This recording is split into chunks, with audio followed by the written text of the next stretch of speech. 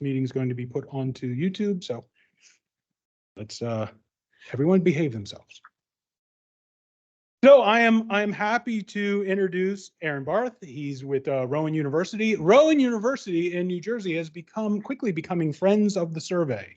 Some of the faculty there have been gracing us with their presence here in Middletown, and so I extended the invitation to Aaron. I said, you got to come over here, and apparently traffic, whatever. He couldn't come.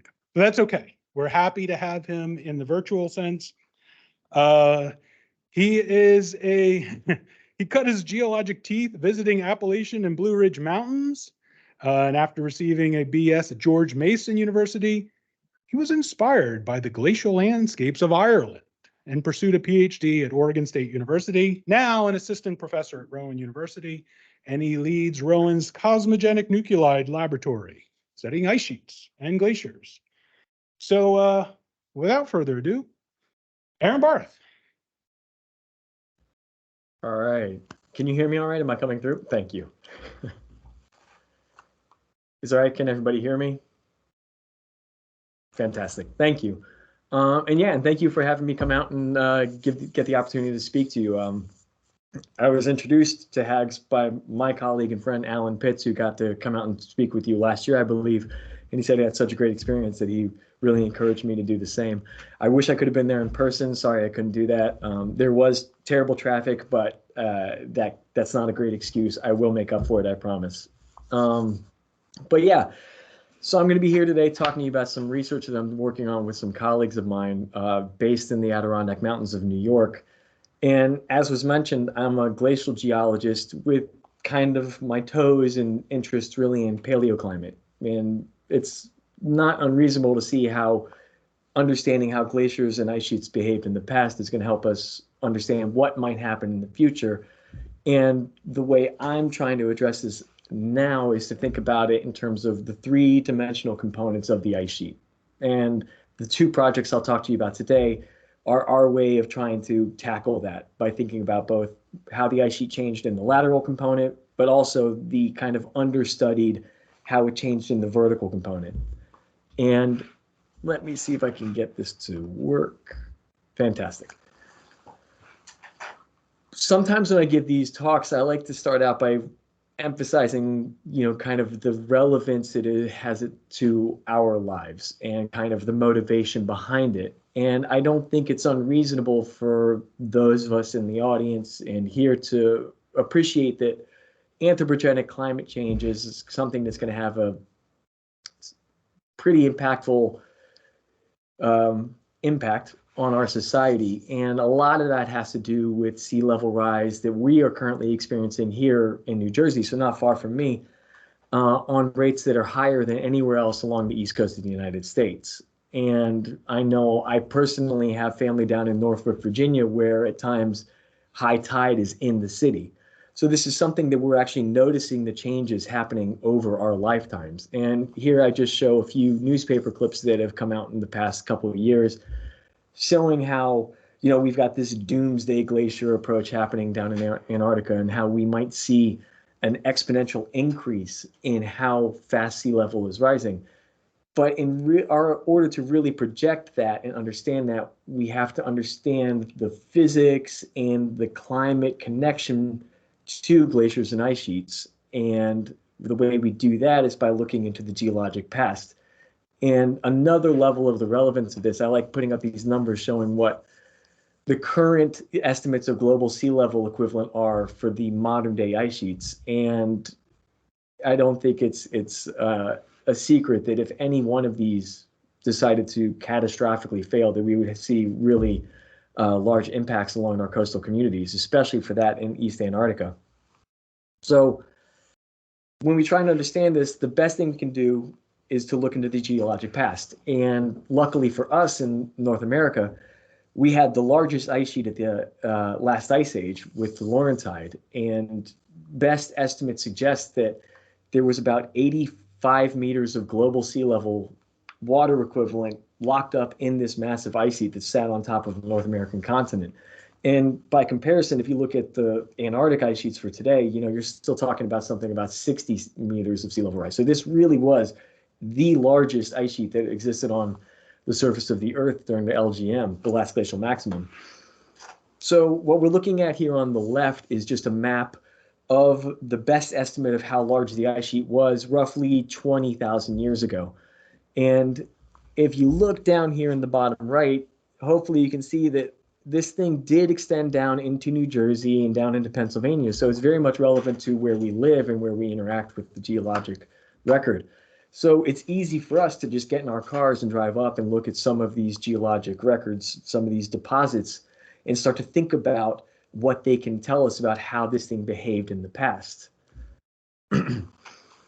Now, for those studies, we are very fortunate that the margins of these ice sheets have been really well constrained through multiple chronometers, whether it's through radiocarbon or surface exposure dating, OSL dating. There's been a ton of research put into how the ice sheet retreated back in its lateral component. And that's incredibly valuable. Where we are lacking in data, however, is what the surface did. And if we want to get at volume estimates, accurate volume estimates of what this ice sheet was like at certain periods in time, well, we know that we need both the aerial and the vertical component to get a really good volume calculation. The reason we're missing so much volume estimates is because these things were massive and they overtopped a lot of the mountains. And the best way to do this is to, jumping ahead here, is to go up to the mountain ranges, look at the top of the mountains and see what kind of geologic evidence we can find of past glacial activity that exists on top of them. Now, I'm going to jump into how I go about trying to address this. And for anybody who is familiar, forgive me for going back to the basics, but for anybody who hasn't been introduced to the concept of surface exposure dating, I just want to give you a quick summary of how this works and how we use it to inform ice sheet and glacial activity. And what we're looking at here is in the top left is a picture of a couple students I work with here at Rowan University up in Jenny Jump State Forest a couple years ago, standing next to a glacial erratic where they were using a hammer and chisel to knock off the top couple centimeters, maybe getting about 1 kilogram worth of material. But the way this works is that our planet is constantly being bombarded by cosmic radiation. Luckily for us, it's not detrimental. It's not going to hurt us. It's just going to pass through and just kind of do its thing. But if you're an oxygen isotope sitting in the top of a rock in a quartz mineral, well, that cosmic radiation can come in with such high energy that it actually splits it apart.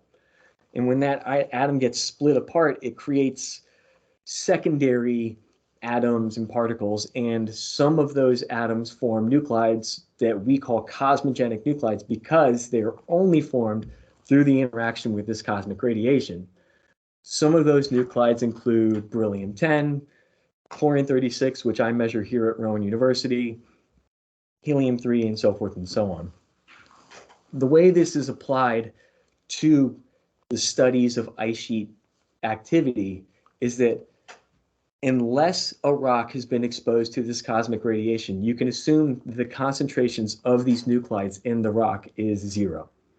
But because ice sheets and glaciers are so erosive, they come along on the surface and they pick up boulders, they pluck and they quarry all these different material from the bedrock beneath, travel it through and train it through the glacier, and then end up depositing it along its margin or its surface. And if we assume that this thing has never been exposed to cosmic radiation, then it should have 0 cosmic nuclides in it. But as soon as it's deposited, it starts to accumulate these nuclides, and then it grows over time. So what we do is we go out, we get a hammer and chisel. We actually just got an angle grinder to make our lives a little bit easier. But we sample the top 2 centimeters of these boulders that were deposited by ice sheets. And then we take that back to the lab, we dissolve it with acid, we do a handful of other things, and what we can do is extract out the concentration of chlorine-36 or whatever cosmogenic nuclide we're interested in from that sample. And the simple calculation is if you have a known concentration of the nuclide, and then you have a rate of which that nuclide is being produced, then you can calculate how long it's been sitting there. And the way that works is that as the glacier pulls back from its margin, it drops off a boulder, and then we can say when that boulder was placed there by the glacier. Therefore, we can say, okay, the glacier was this big at this time, and it was located in this area.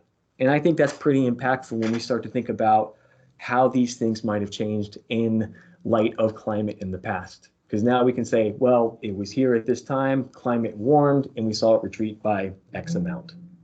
All right, so that's a quick rundown. And the takeaway is just that these data tell us when these boulders were deposited by the ice sheet. Now, like I was saying, we were working up in the Adirondacks, and for those of you who may not be familiar, the dominant lithology of the Adirondacks is anorthosites and charnokites.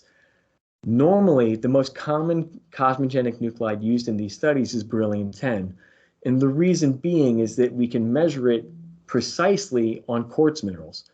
However, if you're working with an anorthosite, quartz is out of the question, so you've got to go and use something different. Luckily for us, chlorine-36 is produced on anything that is calcium, potassium, or chlorine bearing. So we can go through, sample these boulders, sample this bedrock, and actually measure the whole rock to get a chlorine-36 age. The complication comes in that because it's got these multiple production pathways, it ends up leading to a slightly larger uncertainty. However, it gives us the ability to date various lithologies that may be beryllium-10 and quartz-bearing or quartz-necessitated nuclides cannot do. So there's a benefit, there's a give and a take. We can date more material lithologically, however, we're going to have a slightly larger uncertainty.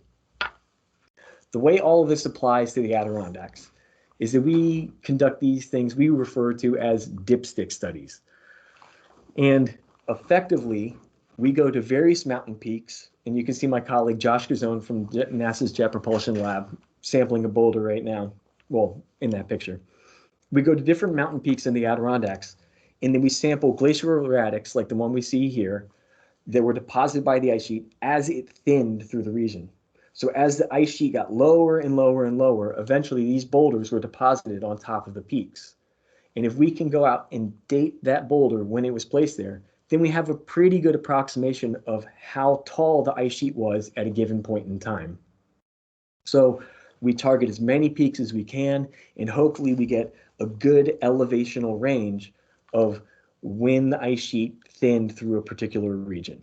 And we hope that gives us the opportunity to have a vertical constraint now on the ice sheet so we can get at better ice volume estimates so we can relate that back to sea level better.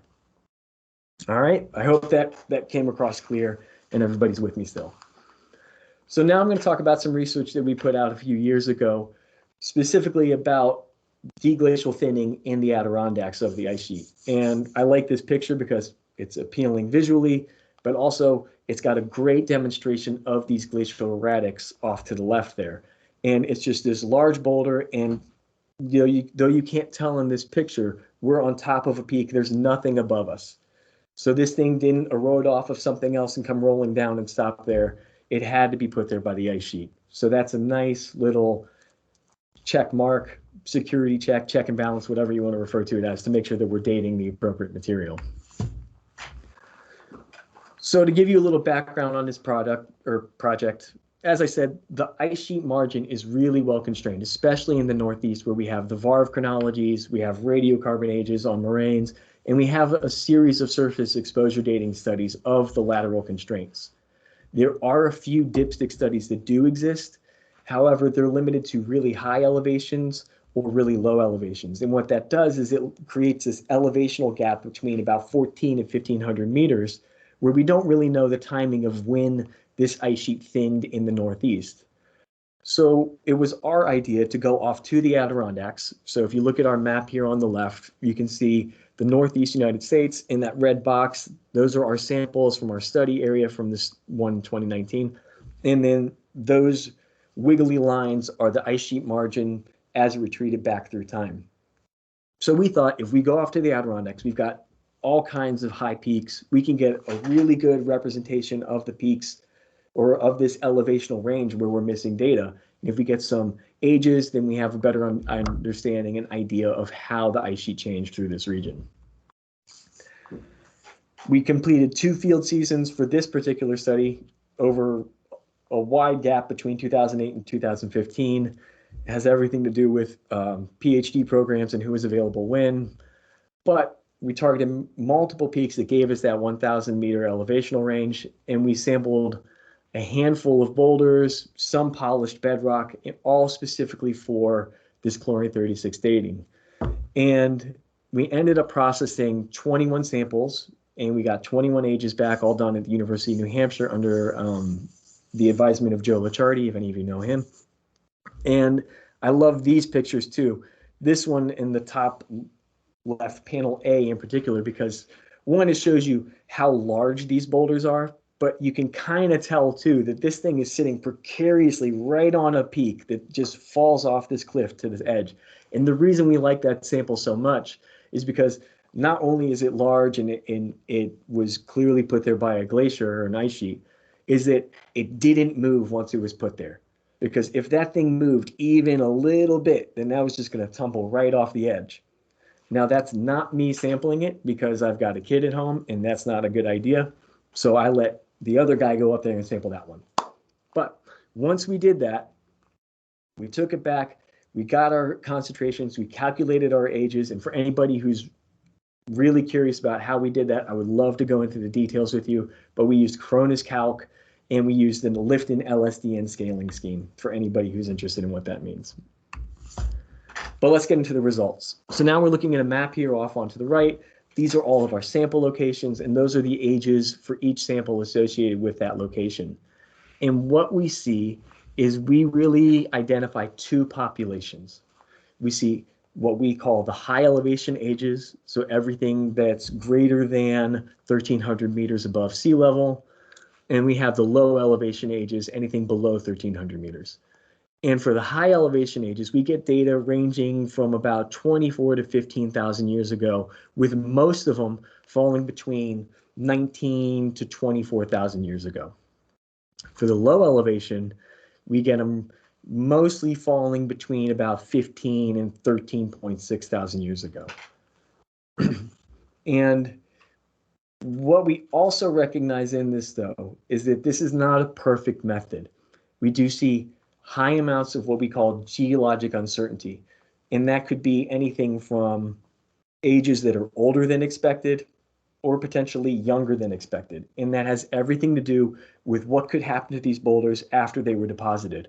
If they were deposited and then the surface was eroded, well, then that's going to get rid of nuclides and we're going to have an age that's too young. However, if this boulder was previously exposed to cosmogenic radiation, then it would have a previous concentration of nuclides on top of those that it accumulated after it was deposited, and that would lead to ages that are too old. However, we argue that any type of younging age is unlikely because exhumation, which can lead to ages that are too young, was unlikely based on how large these boulders were. You looked at the examples in the past picture. And erosion was unlikely because we saw glacial polishing, we saw striations. That means that erosion was likely minimal from when the ice sheet was still there. So for that reason, we believe that any kind of uncertainty or variation within our ages is likely due to what we call as nuclide inheritance. And that just means previous accumulation of these nuclides during prior times. So for that reason, when we're considering the interpretation of this, we consider the youngest age at any given elevation to be the closest representing of when the surface of the ice sheet was there.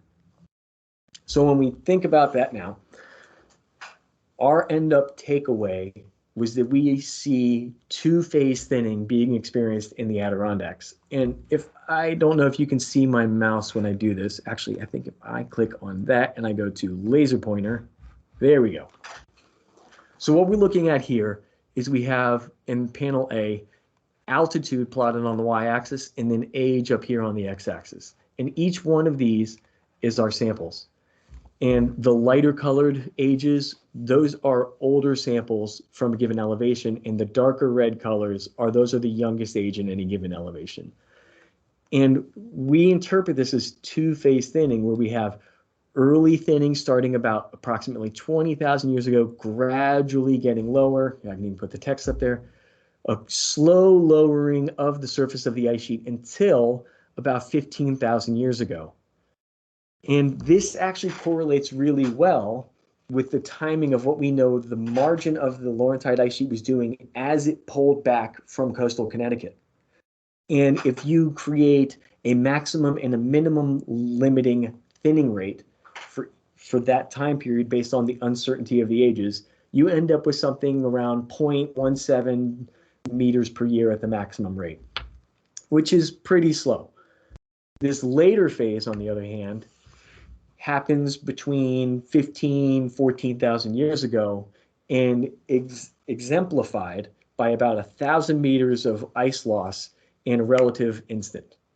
And when we calculate the maximum and minimum limiting or thinning rates of these, you're looking at something that was 0.23 meters per year at the absolute minimum, and really looking at something that was about a meter per year maximum thinning rate.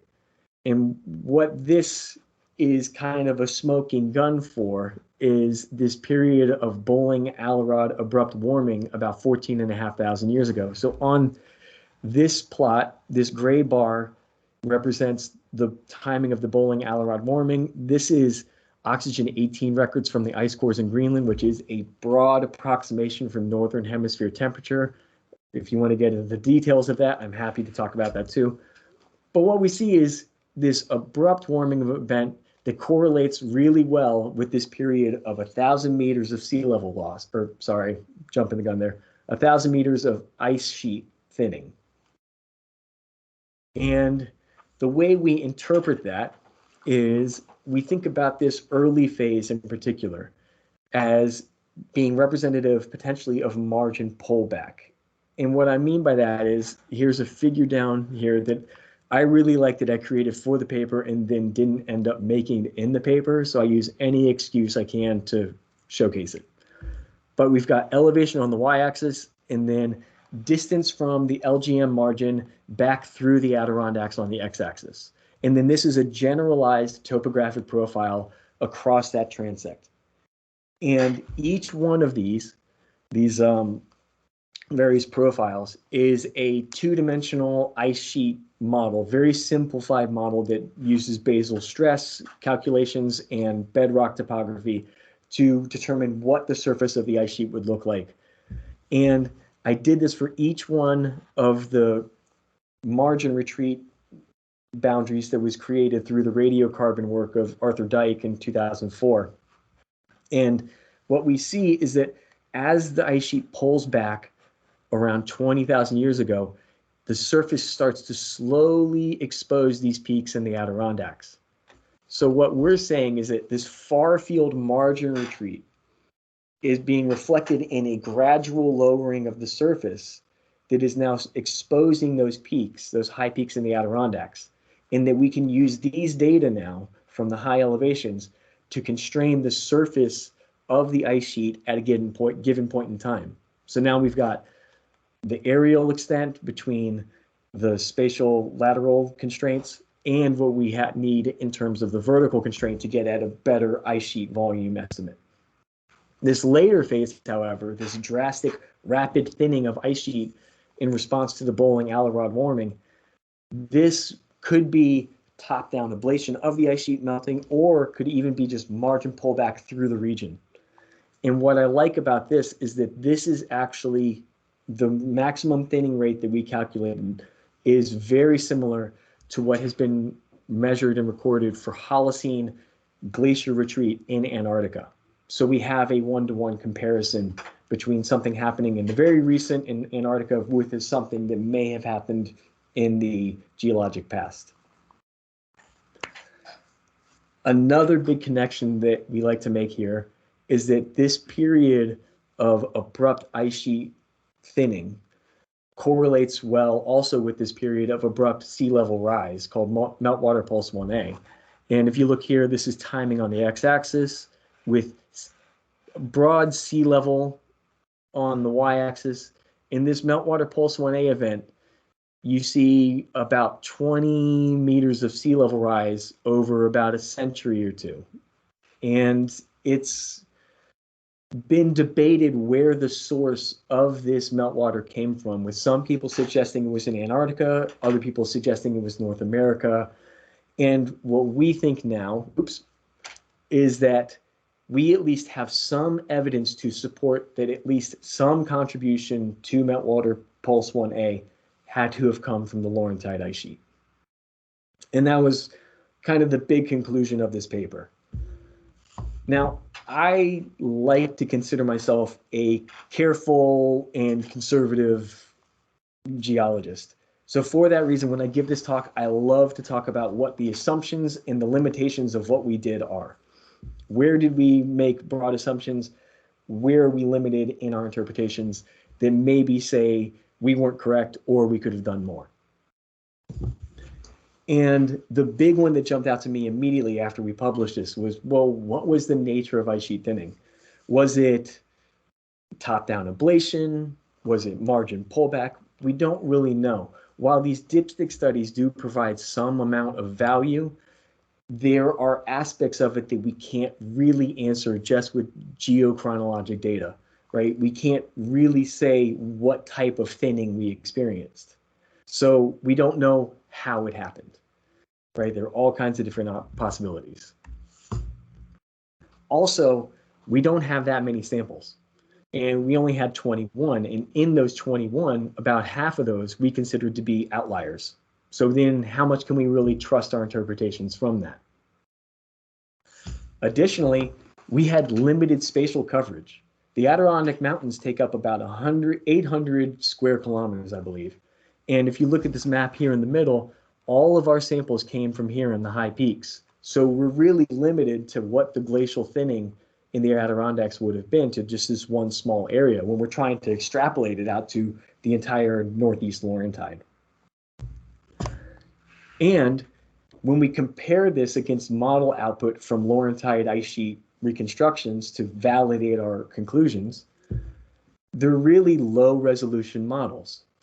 And if you look down here in panel B in the bottom right, that's a spatial resolution reconstruction of what the ice sheet models that we were comparing against looked like. And as something to give you a better idea, this is what the Adirondack Mountains look like in profile in that low resolution 40-kilometer ice sheet model, when in reality, they look much more peaked, much more variable. And when it comes to glacial dynamics, that has a huge influence on aspects like basal temperature, ice sheet velocities, and all these things that are going to affect the characteristic and the nature of the ice sheet as it retreats, right?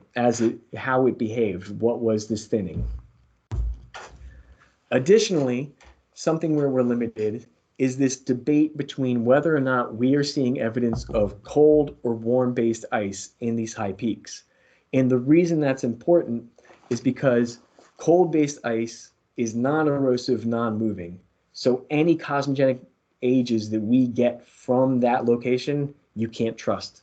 They're going to be inherited, and that is not an accurate representation of when the ice sheet was there. And this comes down to a comparison of two papers. So here's a figure where we've got a generalized topographic profile through the Adirondacks on the left, through Lake Champlain, and then through the peaks of New England, including Little Haystack, Mount Washington, and Mount Katahdin in Maine. And on each of these peaks, I've plotted the location of different samples and their associated ages from our study on the left and a study by Paul Bierman and another one by Gordon Bromley over here on the right. And when we look at our data, we interpret them as saying, this is warm-based ice. These are accurate and reliable ages of where the ice sheet was at this given point.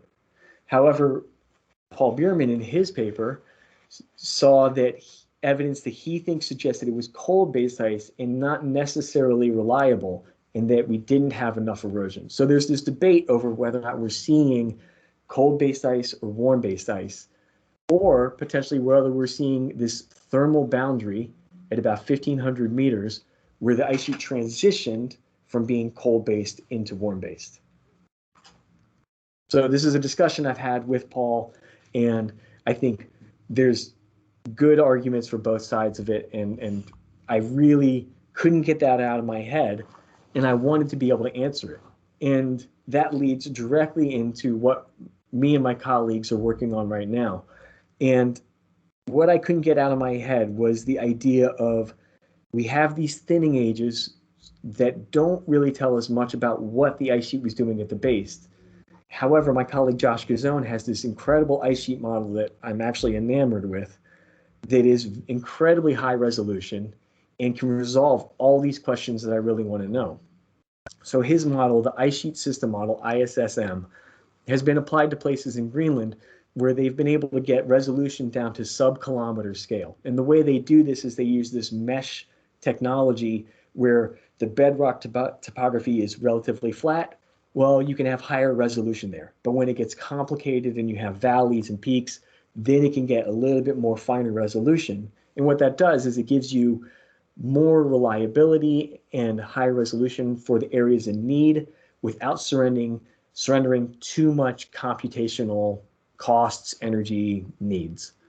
And when you look at this comparison, again, here's what the bedrock topography looks like in the old ice sheet models, and then this is what we get out of Josh's ice sheet model. And looking off to the right here, here again is the bedrock topography using the old models, and then this is what Josh's model is able to resolve. And it's just a wildly bigger difference. And it allows us to get at better questions of ice sheet velocity, ice sheet temperatures, and really resolve this hypothesis or this debate over whether or not we're seeing cold-based ice, warm-based ice, and how this thing actually thinned through the region. And what we're doing with Josh's model is we're applying it to all of the Northeast, and we're trying to answer these questions that I've been mentioning. At the same time, we're using different climate output, whether it's from different ice sheet models or different data analysis or synthesis projects. And we're trying to say, okay, when we force it with the ice sheet model with this particular climate, well, then we get a reconstruction of the ice sheet that looks closer to the geologic data. Therefore, we think this climate is probably more accurate. And we're already started doing that for the LGM reconstructions. And our plan is actually to apply this to a transient version where we can actually model how the ice sheet retreated from its LGM limit back through the region so that we can really get a better answer to how this changed. How did it thin? What was the basal temperature doing? And you can already see down here, these are really preliminary results, but these are the basal ice sheet velocity results over here on the left and basal temperature on the right. For what it's worth, all of his model output is starting to suggest that Paul Bierman might have been right. And I'm okay with that. I'm okay with that. I'm happy to be wrong as long as we get a better answer.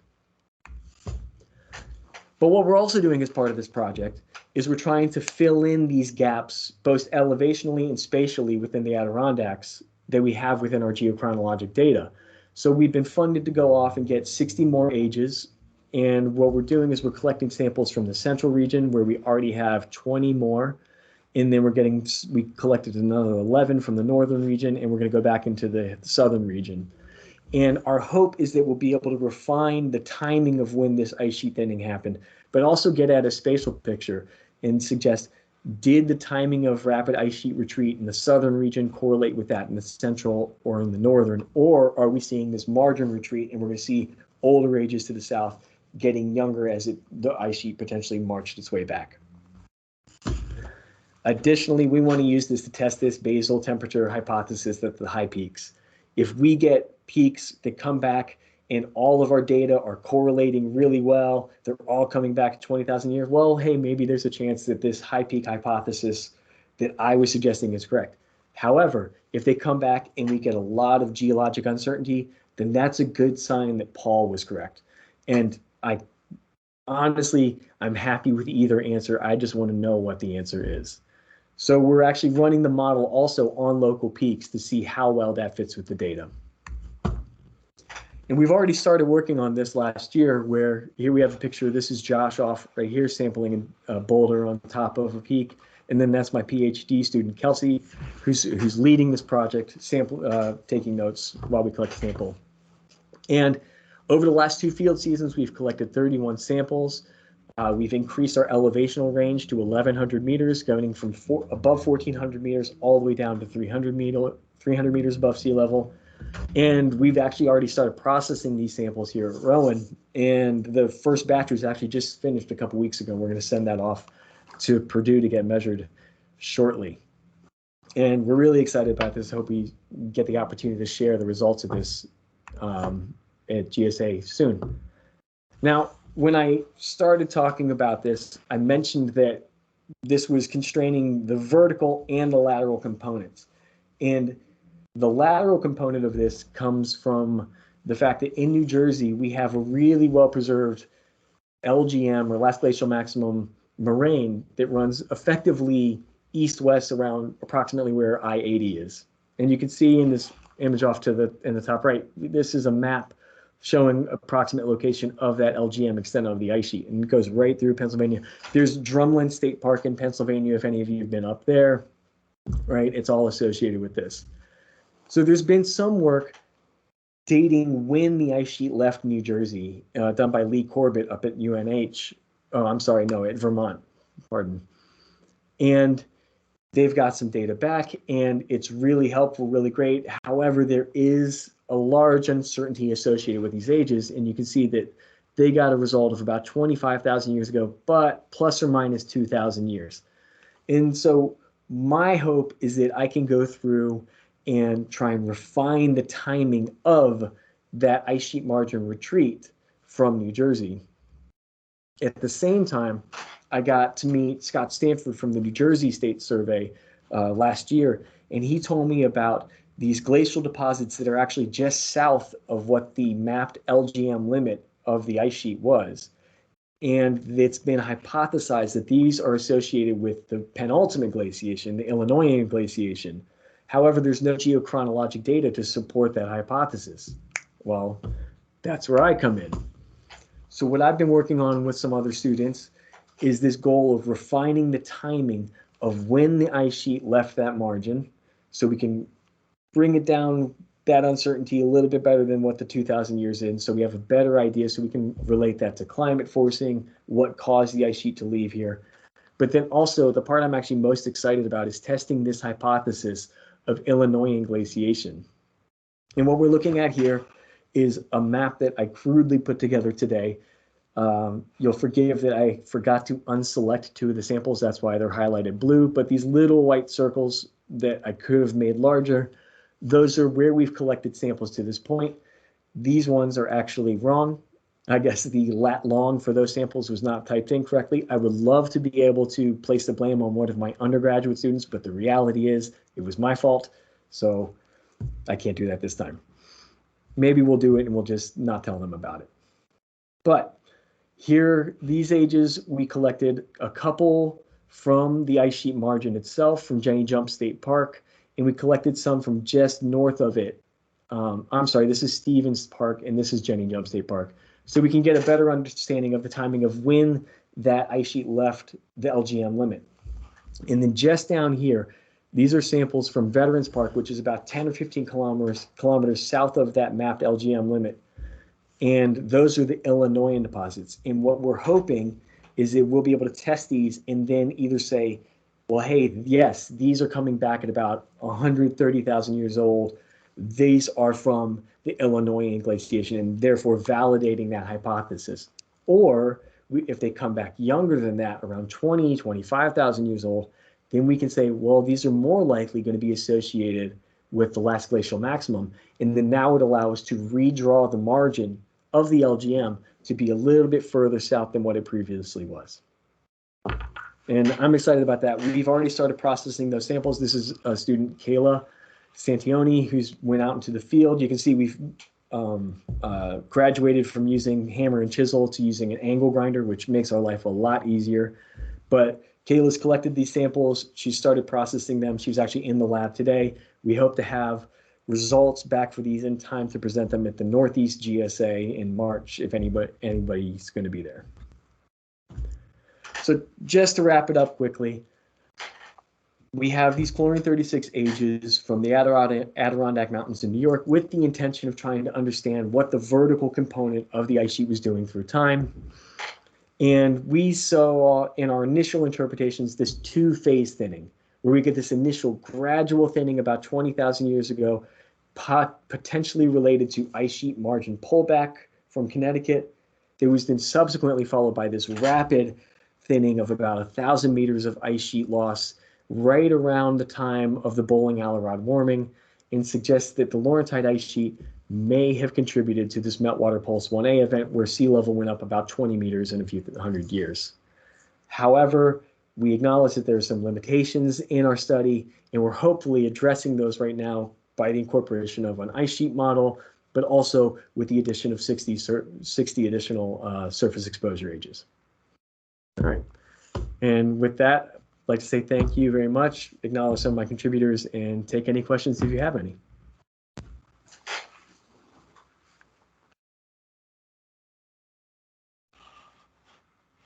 If anyone has any questions, these mics should be able to pick it up. I got a question. Go for it, Ken. Sorry to, there's a couple questions I have about your method on the cosmogenic penetration of ice. How deep does it get before it doesn't do anything? Right. So on ice, well, let me start out talking about it in terms of rock. So in rock, it can actually penetrate about meters worth of depth, but the production of it drops off exponentially within the first few centimeters. So that's really why we sample only the top 2 centimeters, just so we can assure that we're getting the highest concentration when we calculate our ages. With ice, it's going to be a greater attenuation, right? It's going to take a greater depth before it can actually accumulate those. And that's one of the assumptions we have to make, is that this boulder is not accumulating any nuclides while it's being transported into the ice. And it's something we actually can't test for, we can't determine in the field. It's unfortunately just kind of a fingers crossed kind of thing. But the way we address that is, if we can collect enough data, we should get a nice bell curve of ages, and anything that falls outside of that, we'll say, okay, that one probably had previously accumulated nuclides. But you're right, yeah, it could be anywhere from tens of meters before we really see the complete drop off of any kind of nuclide production through ice. Oh, one other, if you don't mind. Do you count for isostasy? Yes. Yes, great question. A big debate within the field. Some people do, some people don't. And to this point, we have not. Okay. And the reason we haven't is because we had colleagues who've done comprehensive analyses on how to account for that by doing, looking at rates of isostasy recently as measured through like GPS, and then relating that back to what we saw in the past. But there's an uncertainty of that too, because was rate constant or was it exponential? But they did this comprehensive study, and what they found was that the adjustment of the age still fell within the uncertainty of our measurements. So for that reason, we thought we'll just leave it, not add any more any assumptions to this project just yet. Okay. Thanks. And if anyone online has a question, put it in the chat. Question. Yeah. So how do you find these glacial relics? You just go out for a hike and hope you find them? Yeah, basically. What I did this past summer was we looked for different trails, because working in the Adirondacks, and there are all kinds of hiking trails there. So we go on all trails, and the public does this wonderful job for us where they take pictures and they post them online, and we just sit there and we scroll through all the pictures, like there's one, there's one, and then that's basically it. And other than that, you just kind of cross your fingers and hope for the best. But we've gotten lucky at every spot so far. Yeah, I mean, that's an interesting question, because is there any remote sensing devices that might be able to, I guess, these are too small. I was thinking LiDAR, but that would require some pretty high resolution to pick out these types of boulders. See that big one? Yeah. Yeah, it's funny. When I was doing my PhD project, I spent my initial scouting was all done through Google Earth because I was flying up to Ireland and I was going to be there for 4 weeks and I had to drive around. And if I was going to drive all the way to Donegal, I had to make sure that it was worth the time. And so you spend in Google Earth and Apple Maps do a fantastic job. Just that aerial imagery, you can just zoom all the way in and say, okay, that looks like one there, that looks like one there. And the crazy thing is you get out there, you're like, oh, I think there are a couple small boulders there, and you get out there and it's massive. We did some work in the Beartooths a few years ago, me and my postdoc advisor, and we were on this really young, really peak moraine that was about like at 11,000 feet. And all the way over on one side was a boulder we swear was the size of a small house. It was just sitting there right on the corner, and we stayed away from that because that thing was just ready to roll. And we just thought, let's not even bother with this. But yeah, mostly what we do is just all trails, any kind of help, or any kind of aerial imagery. LiDAR, if you can get a really high resolution. Aaron, I have a question from the chat, from one of our cave enthusiasts. Is there a cosmogenic dating method that would work on mud? We are looking at cave sediments with OSL, which cannot address mud particle size. Okay. Theoretically, I would imagine because there's going to be potassium in some muds that you could get chlorine-36 off of that. There's not going to be any quartz likely, so you'd be hard pressed to do that. But you can maybe use chlorine-36. I think the problem with cave deposits is that it's no longer going to be exposed to the cosmic radiation, so it's not going to be accumulating much of the nuclides.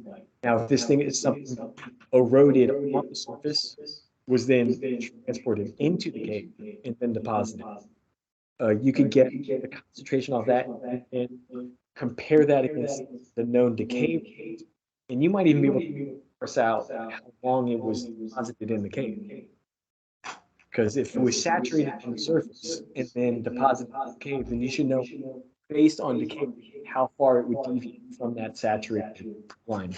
And you could say something how long it was deposited, or long ago.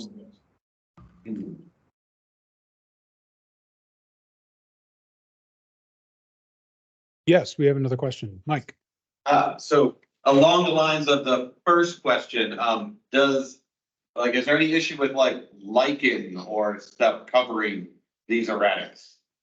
Right. So yeah, that's something we consider. However, most vegetation is low density enough that it doesn't make a noticeable difference. And by noticeable, I mean anything that would fall outside of our uncertainty. So we've actually gone out into the field, actually this last year in the Adirondacks, where, you're kind of limited on what boulders are going to fit your criteria for selection. And sometimes they have these big moss patches on top of them. Well, we'll just peel that back like a blanket, sample it, and then put the blanket back so it looks like we didn't even disturb anything. And just that little bit of soil it's not really enough to make a big difference. But there is the concern that these things were buried in till and then slowly exhumed over thousands and thousands of years. And the way we address that is the same thing with inheritance, is that if we get a bunch of ages, and if this thing was exhumed, then it should be considerably younger than everything else. And if it is, we statistically point out and say, aha, that's an outlier. Don't trust that one.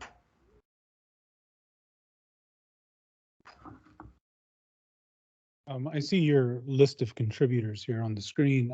What your project team, like you have grad students, and like what would you consider the size of your project team? Yeah, that's great. So most of the people on that list are people who helped with the 2019 paper. But right now, our project team on the Adirondacks project is, I have a PhD student, Kelsey Barker, who actually just started in September officially. though she helped with the 2022 field season. And then my colleague Josh Gazone, who's an ice sheet modeler out at NASA's JPL. But then I also have a couple undergraduate students here helping out. So Kayla Santioni, who I forgot to put on here now that I realize that. Sorry, Kayla. She's helping out. So I've got within my little research group, maybe about 4 or 5 of us, I think. But I'm always looking for more students to help out anybody who's interested who wants to crush rock. that's the secret of it, is that we go out, we go hike up these wonderful places, and then you come back with these samples. And the first step is to take it down to the rock processing lab and just crush them into sand-sized particles. And it's brutal work. It's dust filled, and I don't want to do it. I'm sure they don't want to do it, but we have to do it. And if you can find an undergraduate who's willing to jump on that for you, all the better. That leads to my question. That's how many grad students have you lost to silicosis? Yeah, none yet. Thank you. But yeah, I mean, it's a problem. Luckily in the past few years, everybody's grown accustomed to wearing masks from time to time. So when we go down into the rock processing lab, we got the mask with the big respirators on the side. The scary thing is, that's not even the hard part. It's when we get it upstairs to the wet lab, is that we have to work with these things in concentrated hydrofluoric acid, which, because, we're dissolving rock, and HCl is not going to do it. Nitric's not going to do it. We got to bring the heavy stuff out. So we put these things in concentrated HF. And so most people work with beryllium-10 because it's the easiest to isolate, because it's in quartz, and quartz is everywhere. Not as many people with chlorine-36 because it's got larger uncertainties due to the multiple production pathways. But another reason people don't like to work with it is because at a certain point, chlorine-36 samples become light sensitive, and therefore you have to work with them in the dark. And one of the steps that we have to do is we take a jar full of the sample, and we have to pour off the solution in the dark, and that solution is concentrated hydrofluoric acid. So you're effectively pouring concentrated HF towards yourself in a dark room. And I think that's why only the foolhardy are the people who work with chlorine-36. Raised another question. Hydrofluoric acid, would it contain small amounts of chlorine substituting for fluorine? Right. So for that reason, we have our own separate room where no chlorine-bearing reagents are allowed in. And when we get the hydrofluoric acid, we get the Omnipure. If there's any kind of contaminant, it's measured on the fraction of a ppb. So we get as clean of a reagent as possible, so we can limit the amount of chlorine contamination. But to compensate for that too, is we run process blanks at the same time. So we can say, okay, throughout this process, we potentially introduced this much chlorine in our lab. So then we'll account for that in our calculations.